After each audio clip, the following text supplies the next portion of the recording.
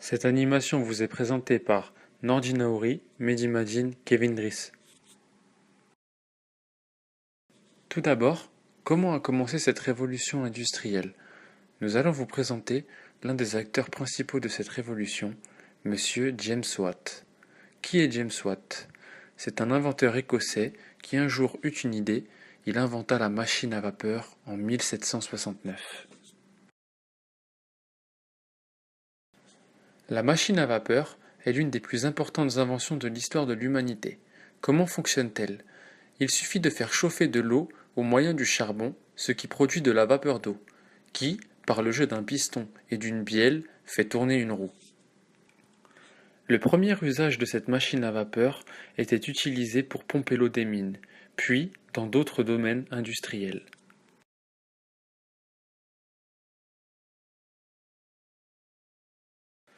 Pour fabriquer tout cela, il faut commencer par extraire du minerai de fer. Le minerai de fer est ensuite combiné au charbon puis fondu afin de créer un nouvel alliage, l'acier.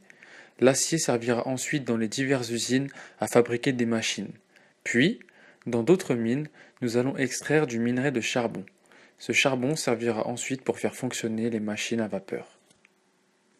C'est donc un processus de fabrication qui dépend de deux ressources indispensables, le charbon et le fer.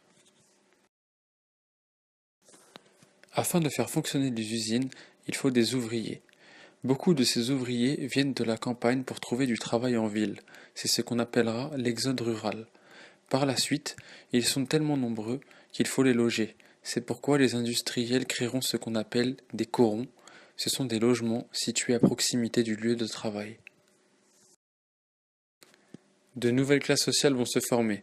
D'un côté, les patrons, qui font travailler très difficilement les ouvriers, et de l'autre, les ouvriers, qui vont protester contre les conditions de travail par des grèves, qui vont garantir le droit des ouvriers grâce à des syndicats, et pour finir, la création de mutuelles pour garantir l'accès aux soins aux ouvriers. La révolution industrielle ne débute pas partout au même moment. Elle commence à la fin du XVIIIe siècle en Angleterre, car c'est un pays qui dispose de beaucoup de ressources. Elle s'étend au début du XIXe siècle en Belgique et en France, puis à la fin du XIXe siècle aux États-Unis et en Allemagne. À la fin du XIXe siècle et au début du XXe siècle, elle s'étend au reste du monde.